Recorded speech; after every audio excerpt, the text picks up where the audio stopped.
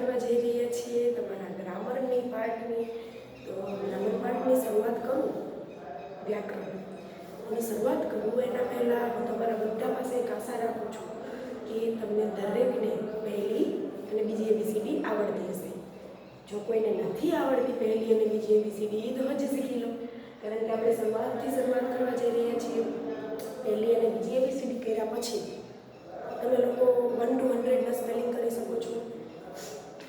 1 to 100 spelling થઈ જાય એટલે તમે મંથના સ્પેલિંગ જાન્યુઆરી ફેબ્રુઆરી, પછી જાન્યુઆરી ફેબ્રુઆરી કર્યા પછી તમે લોકો ડેના સ્પેલિંગ છે, સન્ડે મંડે, એ બધા જ પાકા કરી શકો છો. બીજા સામાન્ય સ્પેલિંગ જેવા કે ફ્રૂટ્સ છે, પછી વેજીટેબલ્સ છે, કે પછી એનિમલ્સ છે, આ દરેકની વાત આપણે કરી લેવી જોઈએ. તમે બધાના સ્પેલિંગ પાકા કરી નાખશો. હું તમારા બધા પાસે એવી આશા રાખું છું કે તમે દરેક આવા સ્પેલિંગ પાકા કરી નાખશો. જો આ સ્પેલિંગ તમને આવડશે તો તમને હવેનું ગ્રામર જે છે એ કરવામાં થોડીક સરળતા રહેશે. જો તમારી પાસે ઘણા બધા પ્રકારના સ્ત્રોતો હશે કે જેના થ્રુ તમે આ સ્પેલિંગ પાકા કરી શકો છો. મારી પાસે એટલો સમયની મર્યાદા હોવાથી હું તમને દરેક સ્પેલિંગ તો નહીં કરાવી શકું, પરંતુ હું તમને બી સલાહ જરૂરથી આપું કે બધા સ્પેલિંગ તમારે લોકોને કરી નાખવા જોઈએ. તો હવે આપણે આગળ જોઈએ. આજે આપણે એક ઇંગ્લિશની અંદર, એક ગ્રામરની અંદર એક ટોપિક કે જેને આપણા શરૂઆતનો એક ઇમ્પોર્ટન્ટ ટોપિક કહી શકાય એવા એક ટોપિકની વાત કરવાના છીએ, જેનું નામ છે ટુ બીના રૂપો. તમારા માટે પહેલાં શીખવું એ ઇમ્પોર્ટન્ટ છે કે વાક્ય કેવી રીતે બનાવવા, વાક્યમાં કેવી રીતે કોની સાથે શું લગાવવું, આ બધી વસ્તુઓ શીખવી જરૂરી છે. ધીસ, ધેટ અને મોટું ધીસ ને ધોસ, આ બધા વાક્ય પણ આપણે શીખવાના છે. પણ એના પહેલાં હું તમને એમ ધીસ આ કેવી રીતે તમારા ટુ બીના રૂપનું વાત કરવી એ હું તમને શીખવાડું છું. તો ટુ બીના રૂપોની આપણે વાત કરીએ. આપણી માટે ફક્ત એક જ વસ્તુ વર્તમાન કાળ, અત્યારે પૂરતું આપણે ફક્ત વર્તમાન કાળનો અભ્યાસ કરવાના છીએ. પહેલાં આપણે જોઈએ, પછી મને એવું લાગ્યું કે તમે લોકો આગળ કરી શકો છો તો હું તમને બધા ટેન્સ કરાવડાવીશ ધીમે ધીમે, જેટલા તમારા સિલેબસમાં હશે. તો સૌપ્રથમ આપણે વર્તમાન કાળ, એક ભૂતકાળ, બધી સાદો વર્તમાન કાળ છે ભૂતકાળ, બરાબર. તો સૌપ્રથમ આપણે વાત કરવી ટુ બીના રૂપોની. તો ટુ બીના રૂપો શું છે, તમારી માટે થોડો એક ક્વેશ્ચન છે જે ટુ બીના રૂપો વળી તો એ શીખા પહેલાં હું તમને કરું.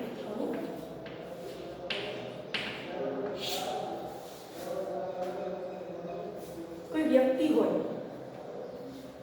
એઝ એક્ઝામ્પલ હું બોલી રહી છું, તો બરોબર, હું અહીંયા કંઈક બોલું છું, સામે કોઈક સાંભળવાવાળું હોવું જોઈએ. તમે બધા સાંભળો છો એટલે હું બોલી, તમે સાંભળો.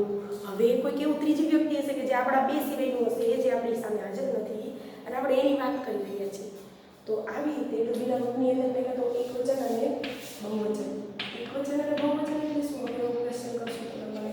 તો જ્યારે કોઈ એક જ વ્યક્તિની વાત કરતા હોય ત્યારે આપણે એકવચન, અને જ્યારે ઘણા બધાની વાત કરતા હોય ત્યારે આપણે બહુવચનની વાત કરીએ છીએ. ઉદાહરણ તરીકે એક ગાય, બરોબર, એક ગાય એટલે કે તમારી એક જ ગાયની વાત છે તો એક વચનમાં આવશે.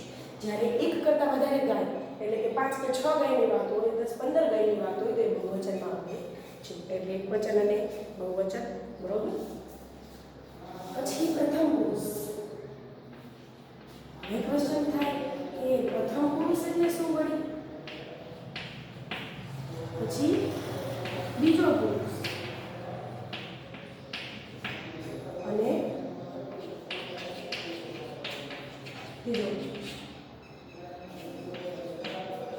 બરોબર. પ્રથમ, બીજો અને ત્રીજો પુરુષ એટલે કે પ્રથમ પુરુષ એટલે કે કોણ છે? તો જે વ્યક્તિ બોલે છે, શું કહી શકો તમે? બોલનાર. જે વ્યક્તિ બોલે છે, બોલનાર છે, એને તમે પ્રથમ પુરુષ કહી શકો છો. શું કહી શકો છો? પ્રથમ પુરુષ કહી શકો છો. બીજો પુરુષ તો જે વ્યક્તિ સાંભળે છે. કોણ સાંભળે છે? એઝ એક્ઝામ્પલ હું બોલું છું કે હું નિરાલી કંબોયા, હું એક વિદ્યાર્થીની છું અથવા હું એક ટીચર છું, બરોબર. આવી વાત બોલી એટલે હું બોલી એટલે હું શું બોલી? પ્રથમ પુરુષ. હવે તમે સાંભળ્યું કે હું ટીચર છું, હું વિદ્યાર્થીની છું, તો તમે સાંભળનાર થયા, તમે શું બોલ્યા? બીજો પુરુષ. હવે એક નવી વાત કે કોઈક એક વ્યક્તિ છે, એઝ એક્ઝામ્પલ કે મિસ્ટર પરમાર જે છે એ સારા પ્રિન્સિપલ છે. મિસ્ટર પરમાર જે છે એ સારા પ્રિન્સિપલ છે, આવી વાતને કહીએ તો અહીંયા હું બોલી, તમે સાંભળ્યું, પણ મિસ્ટર પરમાર, આપણે મેં કીધું કોની વાત કરી? મિસ્ટર પરમારની. તમે સાંભળ્યું કોનું? મિસ્ટર પરમારનું. પણ મિસ્ટર પરમાર અહીંયા ક્યાંય હાજર હતા નહોતા. એ બોલ્યા પણ નથી, એ સાંભળતા પણ નથી. અને ત્રીજો પુરુષ એટલે કે જેની વાત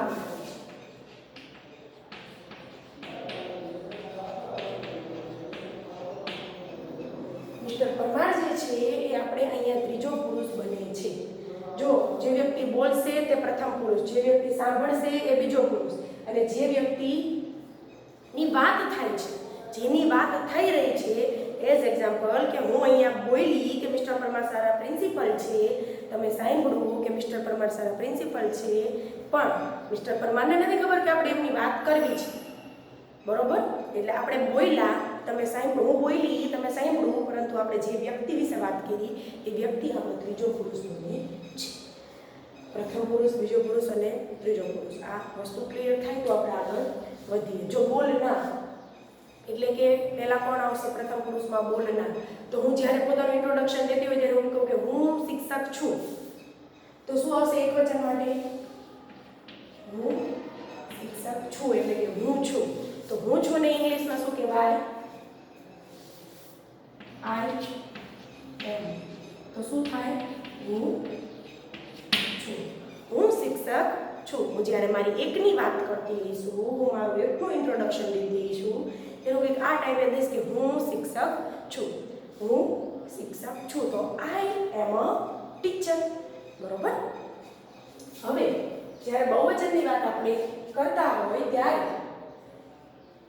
ધારો કે અહીંયા હું એક નહીં પરંતુ અહીંયા મારા 3 થી 4 શિક્ષક મિત્રો પણ ઊભા છે, અને અમે બધા તમારી સામે ઊભા હોય, અને અમે બધા શિક્ષકો જે છે એ અમે તમને કહીશું કે અમે બધા શિક્ષકો છીએ. એટલે કે શું આવશે? We are. શું આવશે? We are. એટલે કે અમે છીએ, અમે છીએ.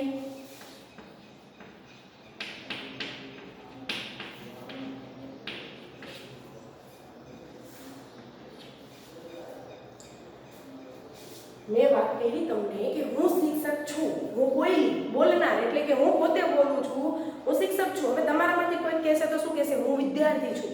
તો આપણે બોલનાર અને એક જ વ્યક્તિની વાત હતી, માટે આપણે શું કીધું? હું છું. અને બહુવચનની અંદર આપણે વાત કરતા હોય તો વી આર એટલે કે અમે છીએ, બરોબર? હવે બીજો પુરુષની વાત આપણે કરીએ, સાંભળનાર. તો સાંભળનારની વાત કરીએ તો હું છું, બરોબર?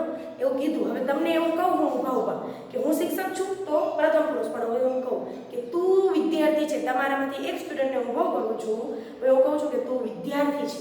શું આવ્યું? તું વિદ્યાર્થી છે. તો ઇંગ્લિશ શું થશે? યુ આર અ સ્ટુડન્ટ અથવા પ્યુપિલ. એટલે કે તું છે. યુ આર અ પ્યુપિલ અથવા તો યુ આર અ સ્ટુડન્ટ. તું છે. હવે બીજો પુરુષ એટલે સાંભળનાર. હું બોલી કે હું છું, તો હું પ્રથમ પુરુષ બની. હવે મારી સામે કોઈ તમે છો તો તમે સાંભળો છો, એટલે મેં તમને શું બનાવ્યા? બીજા પુરુષ. તમે અહીંયા બન્યા સાંભળો છો માટે યુ આર. હવે હું તમારા આખા ક્લાસને સંબોધીને કહું કે તમે બધા જ વિદ્યાર્થીઓ છો, તમે વિદ્યાર્થીઓ છો, તો શું બનશે? યુ આર એટલે કે તમે છો. જો અહીંયા પણ યુ આર આવ્યું, અહીંયા પણ યુ આર આવ્યું, તો આ યુ આર નું ગુજરાતી થશે યુ આર. તું છે એટલે એક જ વ્યક્તિ માટે, જ્યારે આ યુ આર જે છે એ બે વ્યક્તિ માટે વપરાણું છે. બંને સેમ જ છે, પરંતુ એના ઇંગ્લિશ જે આખું વાક્ય બનાવશું ત્યારે તમે સમજજો. જો યુ આર સ્ટુડન્ટ, તું વિદ્યાર્થી છે, એન્ડ યુ આર સ્ટુડન્ટ્સ, તમે વિદ્યાર્થીઓ છો. સ્ટુડન્ટ્સ એસ લગાડો. તો હવે મને એવું લાગે છે કે તમને આ ટોપિક કરાવો આખો કમ્પ્લીટ. એની પહેલાં હું તમને આર્ટિકલ, જો તમે આ પુસ્તક આખું લખો છો અને આના વાક્ય બનાવતા પહેલાં હું તમને પહેલાં 2 ટોપિક શીખડાવવા પડે, આર્ટિકલ અને બહુવચન. તો હું પહેલાં તમને આર્ટિકલ કરતાં પણ શીખડાવીશ, બહુવચન કરતાં પણ શીખડાવીશ. આપણા માટે જે સામાન્ય નિયમો છે એ દરેક સામાન્ય નિયમને આપણે જોઈ લઈશું. પણ પહેલાં આપણે આ પુસ્તક ભણી લઈએ. આ પુસ્તક ભણ્યા અને આ પુસ્તકને આપણે શીખવાનું છે, એની માટે 2 નીડ્સ છે આપણી. આ પુસ્તકને તમારે આખું ભણવું હોય તો તમારે 2 વસ્તુ શીખવી પડે, આર્ટિકલ એન્ડ પ્લુરલ્સ, બરોબર? આર્ટિકલ અને પ્લુરલ્સ આ 2 વસ્તુ તમારે શીખવી પડે. આપણે આ 2નો અભ્યાસ કરી ત્યારે આપણે આ વાક્ય બનાવવા માટે સંબંધ. તો પહેલાં આપણે આજે આર્ટિકલની વાત કરી લઈશું જોડે જોડે, બરોબર? તો પહેલાં તમને આ કોષ્ટક આખું સમજાવ્યા પછી હું તમને આર્ટિકલ તરફ લઈ જાઉં છું. ત્રીજો પુરુષ, તો આપણે જેની વાત કરવી છે, હું પણ નહીં, તમે પણ નહીં, પરંતુ એ વ્યક્તિ કે જેની આપણે વાત કરતા હતા. એઝ એક્ઝામ્પલ કે mister Lakum is a best principal of our school. Mister Lakum જે છે એ અમારી સ્કૂલના સારામાં સારા પ્રિન્સિપલ છે. મિસ્ટર લકુમ એ અમને વિજ્ઞાન અથવા તો અંગ્રેજીનો અભ્યાસ કરાવે છે.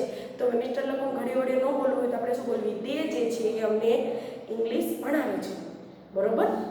આવી વાત તમે કંઈક કરતા હોય તો એવી જ વાત આપણને અહીંયા કરવાની કીધી હોય કે કોઈ વ્યક્તિ વિશે તમે ઉદાહરણ તરીકે વાત કરી રહ્યા છો કે તે ખૂબ જ સારા એવા શિક્ષક છે. મિસ્ટર લકુમ જે છે એ અમારી શાળાના પ્રિન્સિપલ છે. તે અમારી સ્કૂલના સારા એવા વિજ્ઞાનના ટીચર પણ છે. શું કીધું અહીંયા? તે.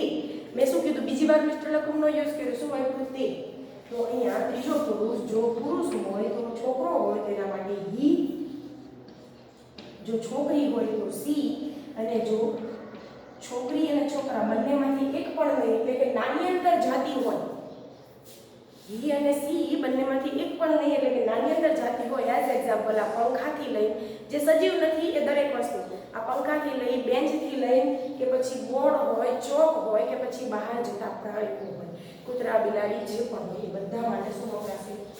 તો હી કોના માટે? નર જાતિ માટે. સી કોના માટે? નાની જાતિ માટે. ઈટ કોના માટે? નાની અંદર માટે.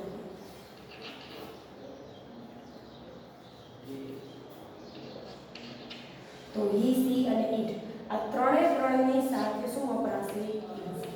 શું વપરાશે? ઇઝ. એટલે કે હી ઇઝ, સી ઇઝ અને ઈટ ઇઝ, બરોબર? હી ઇઝ, સી ઇઝ અને ઈટ ઇઝ. આ ત્રણ રીતે તમે કહી શકો છો. હી ઇઝ, સી ઇઝ અને ઈટ ઇઝ. હી ઇઝ એટલે કે તે છે, સી ઇઝ એટલે કે તેણી છે, અને ઈટ ઇઝ એટલે કે તે છે. પણ આ કોના માટે વપરાય છે? નર જાતિ માટે. આ નાની જાતિ માટે અને આ નાની અંતર માટે, બરોબર? હવે હી, સી અને ઈટ આ ત્રણનું હી, સી અને ઈટ ત્રણનું બહુવચન શું થશે? એ આ શું થશે? એટલે કે તેઓ છે. ફરીથી એકવાર જોઈએ. પ્રથમ પુરુષ, બીજો પુરુષ અને ત્રીજો પુરુષ શું છે? તો પ્રથમ પુરુષ કે જે બોલે છે. એઝ એક્ઝામ્પલ હું બોલી રહી છું તો હું પ્રથમ પુરુષ બનીશ. આઈ એમ એટલે કે હું છું. બહુવચનમાં અમે ઘણા બધા શિક્ષકો તમારી સામે ઊભા હોય અને અમે બધા બોલતા હોય તો અમે છીએ, અમે શિક્ષકો છીએ. હવે બીજો પુરુષ એટલે કે જે વ્યક્તિ સાંભળે છે તમારી સામે. મેં તમને કીધું કે તું વિદ્યાર્થી છે એટલે તમે શું બન્યા? અહીંયા બીજો પુરુષ, બરોબર? You are a student. પછી યુ આર સ્ટુડન્ટ્સ. શું કીધું મેં? You are students. એક વચન એમાં એ લાગે નહીં. યુ આર સ્ટુડન્ટ્સ એટલે કે તમે વિદ્યાર્થીઓ છો, બરોબર? બહુવચન માટે. હવે ત્રીજો પુરુષ તો હી ઇઝ અ ડોક્ટર એટલે કે તે ડોક્ટર છે, બરોબર? તે ડોક્ટર છે એટલે આપણી માટે શું બન્યું? ત્રીજો પુરુષ એક વચન. હવે સી ઇઝ અ નર્સ. તેણી જે છે એ પરિચારિકા છે. તેણી પરિચારિકા છે. તો સી ઇઝ અ નર્સ.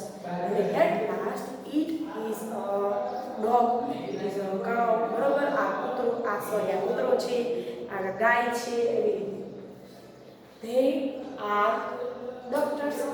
તેઓ જે છે એ ડોક્ટર છે. ઘણા બધા ડોક્ટર ભેગા થયા હોય અને એ બધાની આપણે વાત કરતા હોય કે તેઓ ડોક્ટરો છે. ત્યાં બેઠેલો મીટિંગ ચાલતી હતી, એટલે જબર કોઈ મીટિંગ ચાલતી હતી ડોક્ટર્સની, અને એક રૂમની અંદર બધા જ ડોક્ટર્સ હતા. તો શું કહેવાનું? They are doctors. તેઓ જે છે એ ડોક્ટરો છે. એટલે આવી રીતે તમે આ તુડીના રૂપના એક્ઝામને સમજી શકો છો. આ તમે લખી લો. આ લેખા પછી આપણે આ બે શીખવા માટે બે મહત્વપૂર્ણ ટોપિક એવા કે સિંગ્યુલર પ્લુરલ એકવચન બહુવચન અને આર્ટિકલ્સ, આ બે વસ્તુનો અભ્યાસ કરવાના છે. તો વાત કરીએ આપણે પહેલા આર્ટિકલની. જો તમારા માટે આર્ટિકલ સાવ સામાન્ય આર્ટિકલ્સનો ઉપયોગ થશે.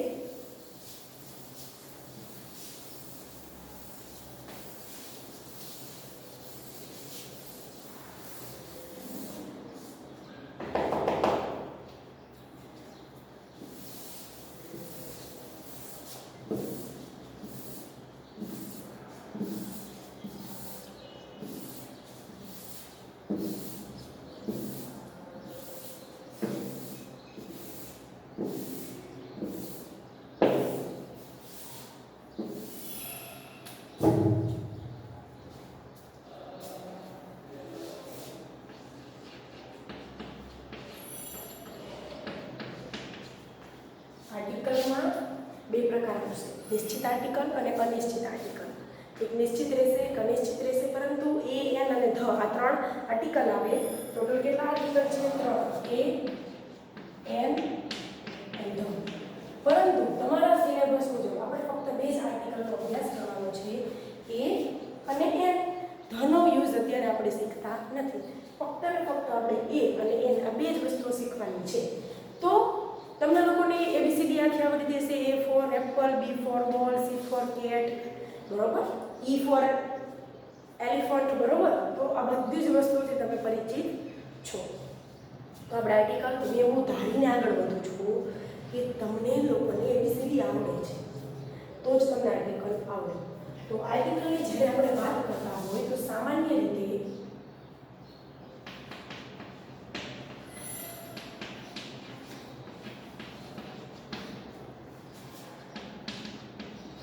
કોઈ પણ વસ્તુ એક છે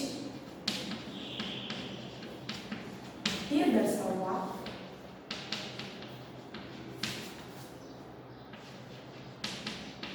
આર્ટિકલનો ઉપયોગ થાય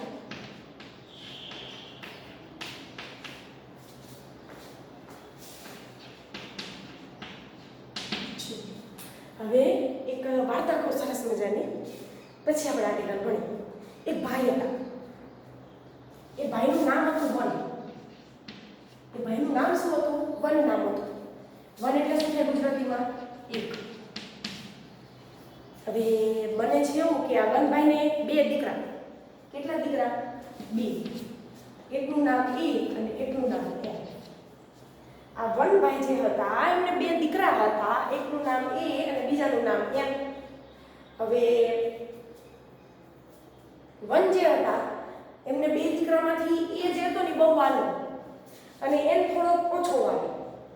તો વનભાઈ જ્યારે મૃત્યુની પથારીએ પહોંચ્યા, 90 વર્ષના થઈ ગયા હતા વનભાઈ, અને પોતે કહેવાય ને કે હવે એવું થઈ ગયું કે હવે બહુ ઉંમર થઈ ગઈ છે અને હવે ગમે ત્યારે યમરાજ એમને લેવા આવે ને સ્વર્ગે સિંધાવવું પડે. તો વનભાઈ એમની પ્રોપર્ટીના ભાગ પાડવાની શરૂઆત કરી. વન એટલે શું થાય? એક. વનનો ઉપયોગ હંમેશા ક્યાં થતો હતો? એ વન ભાઈરિયા એમનો ઉપયોગ ક્યાં થતો હતો? હંમેશા કોઈ પણ વસ્તુ એક છે એવું દર્શાવવા માટે. એક વન એલિફન્ટ એટલે કે એક હાથી, વન એપલ એટલે કે એક સફરજન, બરોબર, આવું કહેતા. આ વનભાઈને બધાની આગળ લગાડવામાં આવતું. તો હવે આ વનભાઈ જે છે પોતે પોતાની પ્રોપર્ટીનો ભાગ પાડવાનું નક્કી કરે છે કે આટલાની આગળ એ લાગવો જોઈએ ને આટલાની આગળ એમ લાગવો જોઈએ. એટલે એને એવું સોંપી દીધું કે તારે આટલાની આગળ લાગવાનું, અને એને એવું સોંપી દીધું કે તારે આટલાની આગળ લાગવાનું. બેનો અર્થ શું થાય? વનના દીકરા એટલે એક. આ એ અને એન, એ બેનો અર્થ પણ કેવો થશે? વનનો અર્થ શું થાય? એક. તો એ અને એન એમના દીકરા, તો એનો અર્થ પણ શું થશે? એક, બરોબર. વડ એવા ટેટા, બાપ એવા બેટા, બરોબર. એટલે કે એવી જ રીતે કે વન જે છે એનું ગુજરાતી એક થાય તો એના બંને દીકરા એ અને એન, બેન ગુજરાતી પણ કેવું થાય? એક. એટલે હવે પ્રોપર્ટી પાડવાને ભાગ પાડવાની શરૂઆત કરી. ભાગ તો પાડવા જ પડે ને, નહીંતર કે બે છોકરા મારા બાજે નહીં, એટલે જીવતે જીવી કે ભાગ પાડી દો. તો એમને પોતાનો મોટો દીકરો એ હતો ને બહુ વાલો. તો એમને શું કીધું કે એમ જે છે ને, મોટો દીકરો વાલો હતો એટલે એમને શું કીધું કે એમ જે છે ને એ ઈ, આઈ, ઓ અને યુ, આ આટલાની આગળ એન જે છે ને લાગશે. આટલા કોઈ પણ વર્ડ હોય કે એ હોય, ઈ હોય, આઈ હોય, ઓ હોય કે યુ હોય, એટલાની આગળ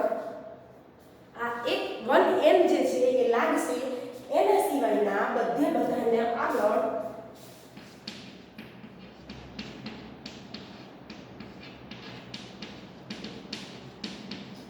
એ ઈ આઈ ઓ યુ સિવાયના જેટલા શબ્દ છે એની આગળ એ લાગશે. કેવડો મોટો અન્યાય કર્યો જો એને કેટલું આપ્યું ખાલી એ ઈ આઈ ઓ યુ. જ્યારે આ એ જે છે એને શું આપી દીધું જો એ સિવાયનું એ ઈ આઈ ઓ યુ સિવાયનું શું આવે B C D F G H J K L M N P Q R S T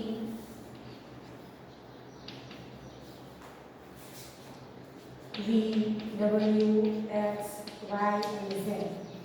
બધાની આગળ કોણ લાગશે એ અને એન ખાલી કેટલામાં લાગશે એ ઈ આઈ ઓ યુ એટલાની આગળ એન એકને એન ને લગાડવાનું કીધું. થોડાક વાલા નરડા કેરા પણ એ બી એવું વિચાર્યું એમ ભાઈ એને તો કઈ વાંધો જ નહોતો, એને તો જાજુ જાય હતું પણ એને એવું વિચાર્યું કે વાંધો નહીં હાલો ને પપ્પા કે હવે ઉંમર થઈ ગઈ એની આ કે એટલું હું લઈ લઉં મારે જાજુ નથી બરોબર. એટલે અહીંયા કંઈક આ મુજબના વનભાઈ ભાગ પાડી વયા ગયા. આ બધાનો અર્થ શું થશે જો આટલા શબ્દો હશે કોઈ પણ શબ્દની શરૂઆત પહેલા આ શબ્દ આવશે એઝ એક્ઝામ્પલ બેટ અને એની આગળ વન બેટની બદલે તમે શું લખશો વન બેટ. તો હવે વન ભાઈ કોઈ યાદ નથી તો વનની બદલે શું લખશે એ. ક્યાંથી શરૂઆત થઈ હતી બી થી એટલે અહીંયા કોણ લાગશે એ કે એન એ એટલે કે આનું ગુજરાતી શું થશે એક બેટ બરોબર. હવે તમને કીધું હોય કેટ તો કેટની આગળ કોણ લાગશે જો સી શેમાં છે એ ના વિસ્તાર હેઠળ એટલે અહીંયા કોણ આવીને ભરી જશે એ શું કહેવાય એને એક બિલાડી. પણ હવે વાત થતી હોય હાથીની તો શું આવશે તો હાથીભાઈ જે છે ઈ શરૂઆત કોણેથી થશે ઈ થી તો અહીંયા શું લાગી એ કે એન એન બરોબર એન બન્યું એટલે આ ઈ જે છે ઈ એન ના વિસ્તાર હેઠળ છે એટલે ઈ ની પાસે કોણ ઉભો રહેશે આવી એન. તો આનું પણ ગુજરાતી શું થશે એક હાથી. હવે બધાને એવો ક્વેશ્ચન થાય કે ટીચર આટલા શબ્દ આ હે ના શબ્દ આ છે તો આપણે યાદ કેવી રીતે રાખવું. તો આપણે આ યાદ રાખવા માટે જો વાર્તા પૂરી થઈ ગઈ હો વાર્તા પતી ગઈ. આપણે આ 5 ને યાદ રાખવાના 5 સિવાયના બીજા બધા તો આપોઆપ યાદ રહી જાય. આપણી પાસે ખાલી બે જ વસ્તુ છે જો આ 5 આવે તો n લગાડવાનું 5 સિવાયનું ગમે એ આવે તો આપણે એ લગાડી દીધી છે. તો આ 5 ને યાદ રાખવા પડે ખાલી એ 5 ને યાદ રાખવા માટે ચાલો આપણે એક સરસ મજાની રીત જોઈએ. એની માટે એક સરસ મજાની સ્ટોરી ટાઈપ છે. એક નાનકડું બાળક હતું એ નાનકડું બાળક જે છે એ પોતે રમતું હતું. એ નાનકડું બાળક જે છે એ પોતે રમકડા લઈને રમતું હતું. એના હાથમાં એક રમકડું હતું. એ રમકડું જે છે ને એ રમકડું રમતા રમતા એનાથી દૂર ચાલ્યું જાય છે. દડો હશે ચલો દડો રાખી લઈ રમકડામાં એ દડેથી રમતું હતું. એ દડો જે છે ને એ રમતા રમતા એના હાથમાંથી દૂર વયો ગયો. હવે એ નાનકડું છોકરું જે છે એ જોઈએ છે તો તમે ત્યાંથી નીકળી રહ્યા છો. આજુબાજુમાં નાના છોકરાએ જોયું કે કોઈક આવતું જતું હોય ને તો એને બોલાવીને રમકડું લઈ લો. એને બોલતા નથી આવડતું નાના છોકરાને સરખું એટલે એ નાનકડું છોકરું જે છે એને ખબર પડે છે પણ બોલી તો શકતું નથી. એનો દડો થોડોક આઘો વયો જાય છે ચાલી શકતો નથી કે જાતે લઈ આવે.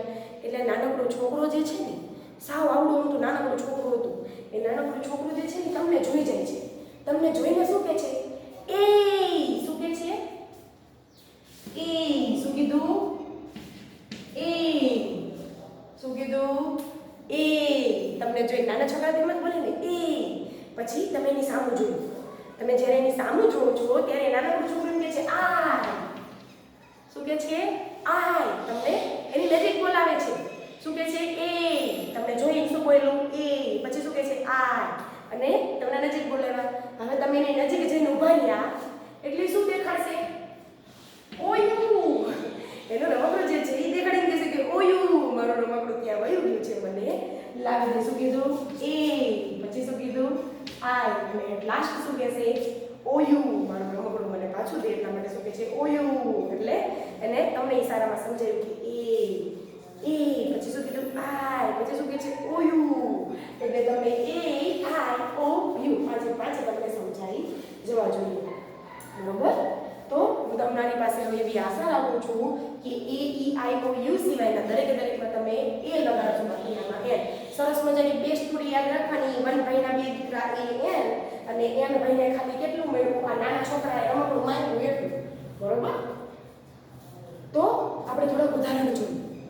એ અને એનના થોડાક ઉદાહરણો જોઈએ કે આર્ટિકલ્સના, એટલે તમને સામાન્ય રીતે સમજાય કે કઈ વસ્તુની આગળ કેવી રીતે શું લાગશે. આ બધું લખતું રહેવું હો જોડે જોડે.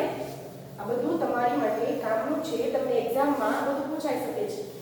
તમારી જે ટૂંક સમયમાં એક્ઝામ લેવાની છે એમાં તમને આર્ટિકલ પૂછાવાના ચાન્સીસ રહેલા છે. અને ચાન્સીસ નહીં, હું તો કહું છું કે પૂછી શકશે.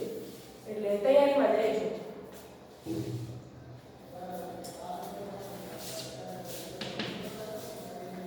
તો આર્ટિકલની આપણે આટલી વાત કરી. ઉદાહરણો જોઈ લેવીએ થોડા.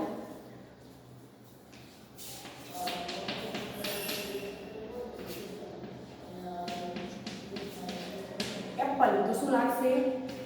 An apple. પછી ગુજરાતી શું થાય? એક સફરજન. ફરજિયાત ગુજરાતી લખવાનું થાય છે. પછી એક બેટ, એટલે કે અ બેટ.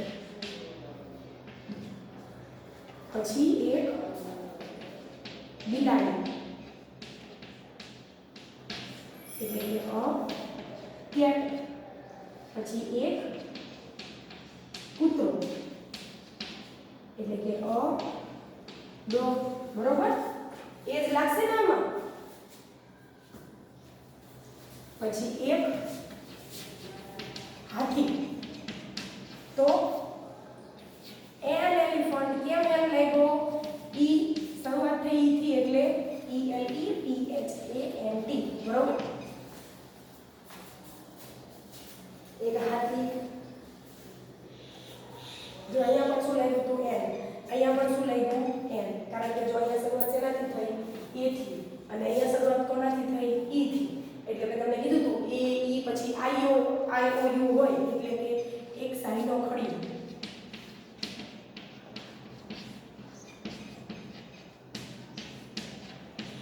બરોબર. તો શું આવશે? An ink pot. એક સાઈનો ખડી. બરોબર. એક નારંગી. તો શું આવશે? An orange. જો અહીંયા ઓ હતું, અહીંયા આર હતું, બંનેમાં શું લાગ્યું? એન. એક છત્રી, એટલે કે એન અમ્બ્રેલા. શું આવ્યું? યુ. એટલે શું લગાડ્યું આપણે? એન. એટલે હવે હું તમારા બધા પાસે એવી આશા રાખું છું કે તમને હવે આ બધી વસ્તુઓમાં ખબર પડશે, તમને આ બધી વસ્તુઓ આવડશે. એક વિદ્યાર્થી, તો શું કહી શકો? A student. ઓકે. પછી તમને એવું કે એક છોકરી, તો એક છોકરી, તો શું કહી શકો? A girl. પછી એમ કે એક ડોક્ટર, તો શું કહી શકો? A doctor.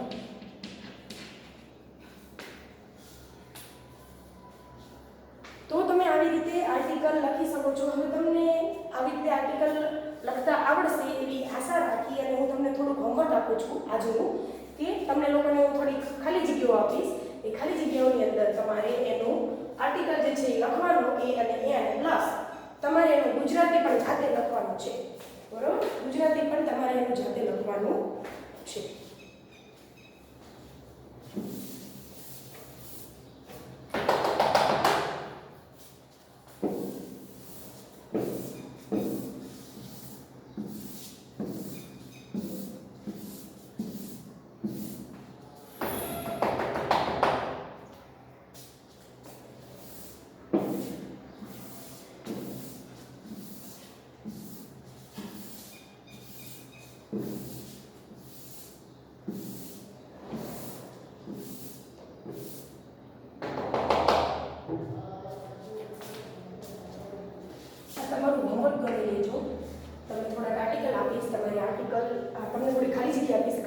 તમારે લોકોને આર્ટિકલ પૂરવાનું છે અને તમારે આ જે ખાલી જગ્યા છે એ તમે આર્ટિકલ કર્યા પછી એનું ગુજરાતી શું થશે કેમ મેં તમને લખી દીધું હતું કોઈ આ બેટ એટલે કે એક બેટ એ તમારે લખવાનું રહેશે બરોબર.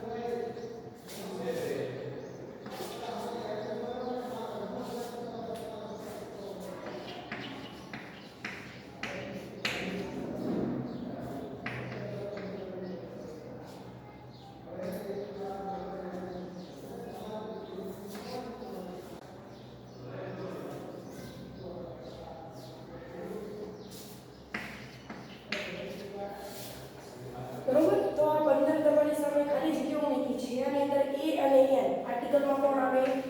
a અને n. જ્યાં a લાગતો હોય ત્યાં a લગાડવાનો, જ્યાં n લાગતો હોય ત્યાં n લગાડવાનો. a અને n બંને લગાડી અને તમારે બંને આખા 15 ખાલી જગ્યાઓનું આખાનું ગુજરાતી કરવાનું છે. એઝ એક્ઝામ્પલ અ ફેન એટલે કે એક પંખો. બરોબર. લખવાનું કે એ ફેન અને નીચે ખાલી જગ્યા નીચે શું લખવાનું? એક પંખો. ગુજરાતી પણ જોડે જોડે કરવાનું. અહીંયા શું લખવાનું? કે. બરોબર. તો હવે આ એ ફેન તો અહીંયા શું નીચે લખવાનું? એક પંખો. પછી બીજી ખાલી જગ્યામાં એન એપલ તો એક સફરજન. બરોબર. એવી રીતે તમારે 15 ખાલી જગ્યા પૂરવાની છે. તો અહીંયા હું આજ પૂરતું સમાપ્ત કરું છું. હવેના લેક્ચરમાં આપણે લોકો આપણા સિંગ્યુલર પ્લુરલ એટલે કે એકવચન બહુવચન જોઈશું અને ટુ બીના રૂપોના વાક્ય હવે આપણે બનાવી શકશું. બરોબર.